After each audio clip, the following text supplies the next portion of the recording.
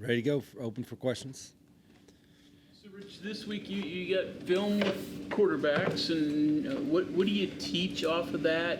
Obviously negatives, hopefully a few positives. What do you reinforce? What do you try to get better? Yeah, Greg, it's been, the quarterback thing has been, I've had 1 year that was similar to this, but, and it's not, everybody will look for a reason or excuse why, but when your top four or your four oldest quarterbacks are all out or can't play, and you're midway through the season, and you're down to your freshman, he's a talented guy and going to be a really good player.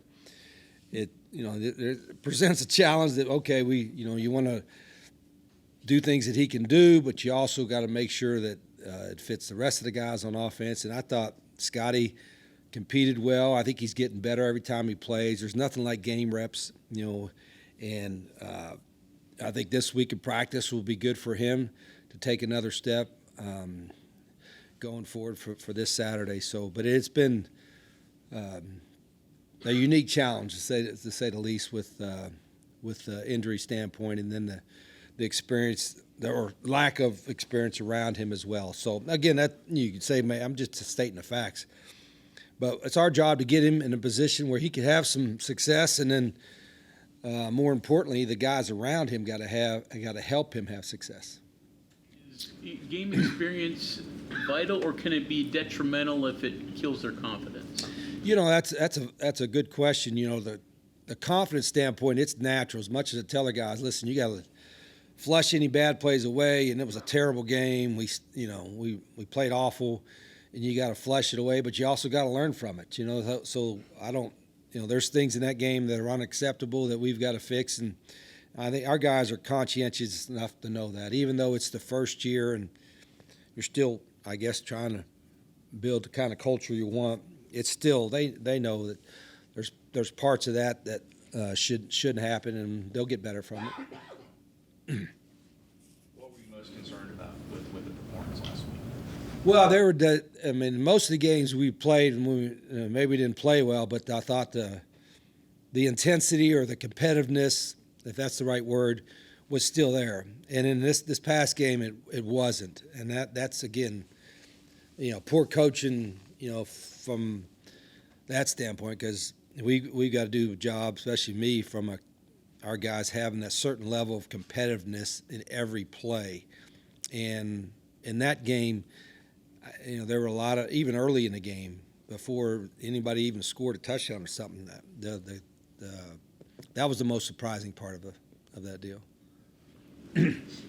When you look at a game like that against UCF, against a team that was also winless coming into Big 12 play, kind of going through similar things with a first-year coach, do you feel like that game shows that, simply put, West Virginia is that far away from where UCF even is now, or do you think that was just a bad day? And you're leading down a negative way, which is the exact problem that you have when you're like, oh, this is so negative, and oh, this is a no. I'm just telling you. I'm not. I know where you're leading into the. Oh, it's like doom. That's the problem. That's the problem. It's like, oh gosh, they're struggling. We're struggling. They're first year. We're first year, and look what they beat. Yeah, we played awful, and they played better, and we've got a lot of things to fix. But I'm not going to look at it in totality and say, oh gosh, they're going to be that we can't fix our problem, and we're that far behind them. So, you can think that way, but I'm not, and our players aren't, and our program's not. Where are you at with establishing your culture? Are you there yet, or you still got ways? No, I think we still have a ways to go. Obviously, I think that's the part that you think you have it. I never thought it was totally in. I think you have to play a whole season, but I thought we were further with that, and unfortunately, I haven't done a good enough job to get that to where we want to. I don't think it's that. Far off as maybe it looks like, because it's obviously looked like, geez, you got a lot, from a culture standpoint, and a roster standpoint. There's a lot of things. We ain't gonna go through the whole time here, but trust me, I am evaluating anything and everything to do with our football program, starting with myself, and the staff, and then the players and everything else that we need to do to have success. I'm still convinced we're going to win big and have great success. It's not happening as fast as I want, for sure, but we're putting the pieces together. It's just painfully obvious that it's going to take us a little longer. And some of it is bad luck, and some of it is, missed evaluations, and some of it is simply we've got to be able to adapt a little bit quicker to certain situations. But there's not anything that goes by that I don't question, so you guys are questioning, which is fair. That's what you should do and could do, and our fans can question because they're frustrated, I'm sure, and so am I. But again, if this was my first year as a head coach, I'd be like, oh gosh, what's the answer? Yeah, I know the answers. It's just not able to fix it as quick as we wanted to sometimes. With young quarterbacks, do you go back to the basics a little bit? You have to do that a little bit.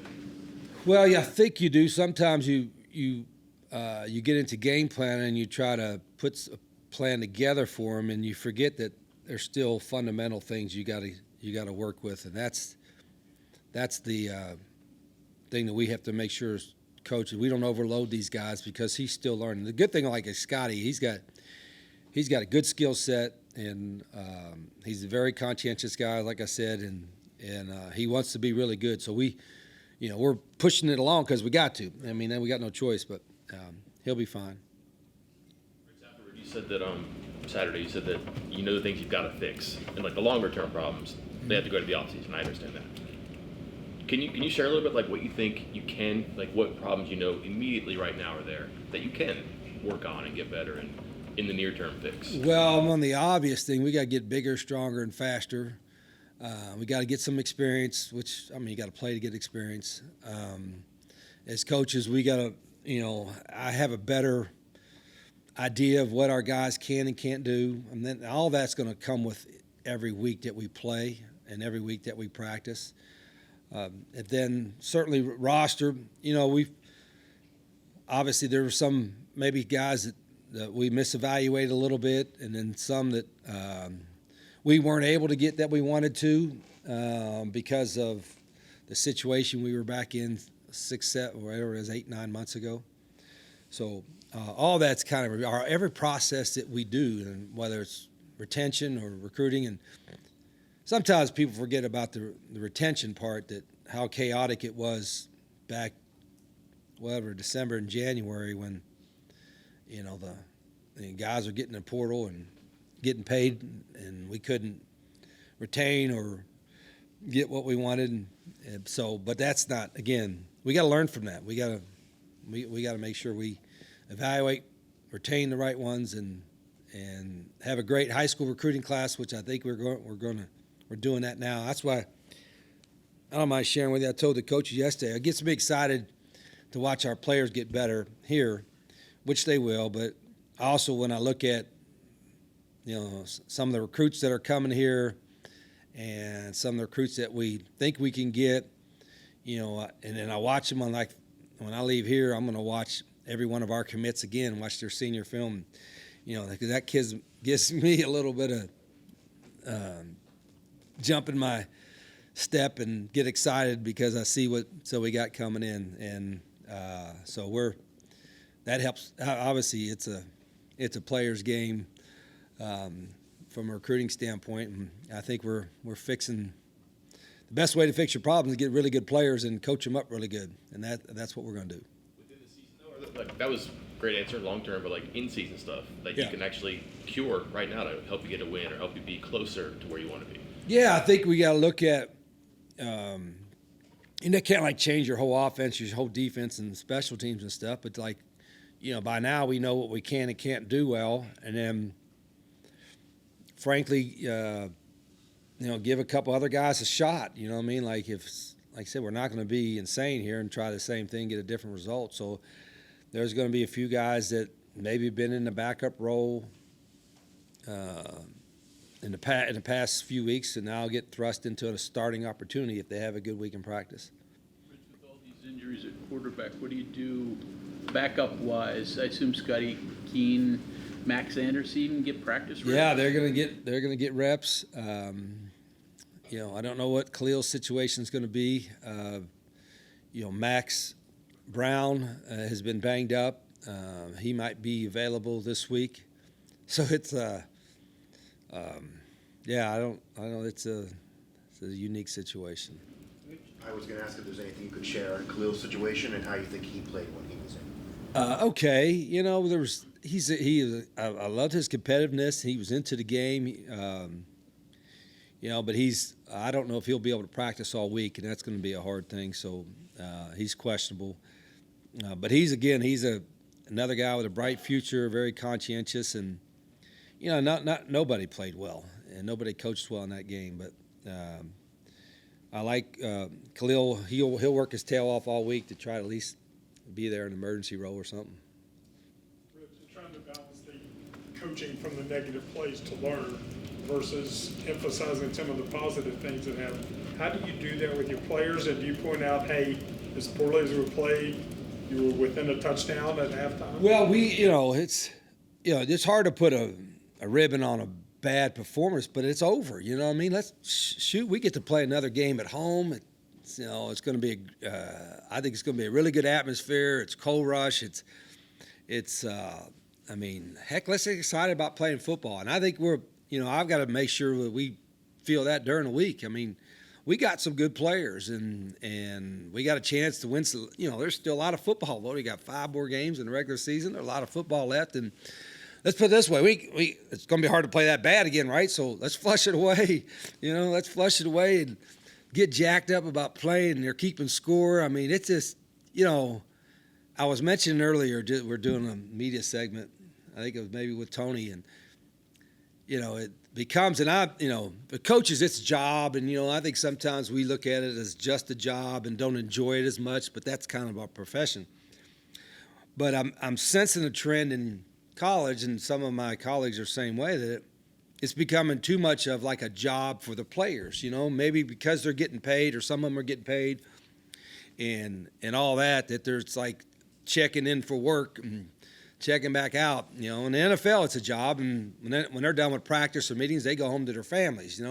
In college, it's still, you may look at that as a job, and they are, I guess, semi-professional, but it still needs to be a game for them. They need to enjoy it. And I got to do a better job of letting them. I tried to express that, but I don't want it to be where they're laughing and giggling in pregame, or they're clowning around in the locker room before the game or something like that. It can't be that, but they still need to get back to having the joy of playing football. I mean, that's that part of it. I've got to do a better job of our guys understanding that, hey, you're a young guy and it's still a game. Don't worry about all the outside stuff. Go and play football and have some fun. The coal rush game, can you talk a little bit about just what honoring the state's coal mining heritage and legacy means to you, especially with your ties to the state? Coal mining. Yeah, I don't know when it started, but it's a great idea. First off, coal mining and the coal mining industry in the state of West Virginia is part of the fabric of who we are and what the state is all about. Yeah, I know that's, obviously firsthand. I grew up in Granttown, which is a coal mining community. My grandfather was the first one. He was a coal miner when he came overseas. My dad was a coal miner. My brother worked in the coal mines. Half the kids I went to high school with would go work in the coal mines. So, I know it. I know and have so much pride for the people that worked in that industry, and I seen it like I said, I seen it firsthand, and I seen my dad work day shift. I've seen him work afternoon shift. I've seen him work night shift, and then come home and then work in the garden all day. And I told y'all I don't like pulling weeds, but it's to me, like when we start, or our players or anybody start to feel, man, this is hard. Isn't it hard? It's not nearly as hard as going way underground and crawling through there and scraping coal out for a living. That's a hard job. This stuff is not that hard. You talked about miscalculations on things. Do you think it was a miscalculation maybe in expectations when you got here to sell hard edge before you knew you had it and before it had developed? Bob, that's probably a deep introspection that I probably did have a little bit. I mean, I still think you got to have something that you're gonna like build your program around, and then it has to be the message from day one till the end of the thing. My expectation was probably higher than or thought it would happen faster than it did. You know what I mean? I think, maybe after the Pitt game, I thought, well, it was there. And it really wasn't. I mean, it's there to some degree, but not ingrained in everything in the program like it needs to be. And I'm not just talking about hard edge, but like when it's truly the culture that we want and need and will have, you won't have one player loafing or one player taking a play off or one player being soft at any time, because he might be a freshman that's playing for the first time, but by the time he gets to the game, that he'll know that from the other players. Hey, that's not how we do stuff. You know what I mean? And that's probably the most disappointing thing that we've got to get corrected as coaches. That how we played in that game, effort wise and competitiveness wise, and that was the biggest word, the competitiveness. Can't ever happen again. But you're right. I think it's probably was a little my expectation that we could teach it. I thought we could teach it better, and we failed as coaches to get that. How long did it take to catch on the first time around? Was that first you were inheriting much more players from Don Deal than you inherited here? Yeah, it was still a little while. I remember the first time here, but I can remember the first year at Glenville, and I went there in 1990, and we went the first year was, I don't know, it was 17-1, or I don't know what the record was. Bad, but it was better than the year before, but it was bad, but the culture was set, and then every year got better after that. The same way here, here it was like we had lost a pretty good class, and then I think Rashid got hurt, and so it was a struggle that year. But I remember our second off season, it was like, oh my gosh, this is night and day between the first off season. I would suspect our first off season here wasn't that bad, but it probably fooled me. That, to your point, that I think we got it. I think we're getting at the culture right. You know what I mean?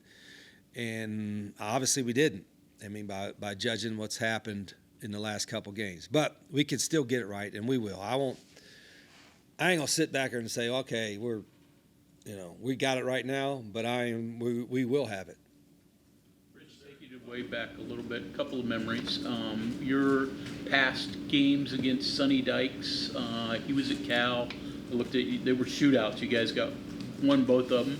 Memories of that, and then also your last college football game as a player was against TCU. Yeah. So start with Sonny Dykes. Yeah, we did. Sonny, Cal was a hard job then, and I thought he did a good job, and his teams were pretty talented. I think Jared Goff was a quarterback, and I think the one at Arizona was a Hail Mary, wasn't it? I think so, yeah. We got lucky and won, and through wasn't just a Hail Mary, we got an onside kick and a Hail Mary, which is two things that usually don't ever happen, and won that one. And then I think the other one, I don't know if it was an overtime game. But anyway, I've known Sonny a long time and have a lot of respect for him. I actually forgot we played against TCU in the Blue Bonnet Bowl, the Blue Bonnet Bowl. And that was in the old Astrodome, right? Yep. Yeah, that was, now that I remember that. Do you remember any plays? I mean, it's your last college game, walking off the field. No. Yeah, I remember. Well, I do remember walking off the field after the last college game, and I was happy we won, but I also remember this doesn't seem fair because when I was a freshman here, we played in 3 JV games. like against Ohio State and Penn State or somebody. And we all lost a year of eligibility because we played in 3 meaningless JV games, which they don't have anymore, right? And I can remember, like, man, it would sure be nice for this not to be my last game because of those silly JV games we played. So I was happy that we won, but, like, upset because I wanted to keep playing, you know. Hate to take you back a step, just one more thing on kind of the coal rush theme and like the coal mining stuff. Did you this week? Do you have any plans to like tell the team any special stories of your experience around coal mining growing up? Maybe talk about the state history. I'll just probably bring it up to the fact that it's kind of a honor that we get to have to try to bring that coal mining industry to the state of West Virginia, and that I hope they understand that, you know, how hard that profession is and how our guys don't really have it that hard if they think they're having things hard. So I'll probably bring that up a little bit. Khalil getting hurt and kind of the game going the way it did, was there maybe an opening for Max, or was he not ready last game? Well, yeah, it was. Yeah, there would have been, yeah, but he wasn't 100% ready, Max Brown, to go in there. So that was, like I said, it's been a unique challenge from that position. Guy we have. Pardon? Max? I think so. Again, we'll see how he moves around today and tomorrow. He's the only guy we haven't seen. You've seen him. Obviously, you like him. He fits in what he does, but is he? He's gotten one game, right? And that's when he tried to jump the guy and got hurt. Right. But like, you've seen him in practice, and you brought him here. He's played this level. He's got great arm talent. You know, he's a big physical guy, tough guy. But he's a freshman in the system, so he's still learning. But I like his competitiveness. I don't want to feel him jumping and trying to hurdle anybody. But yeah, we got to get him. Hopefully, got to try to get him ready to play just in case. Okay, thank you very much. Yep.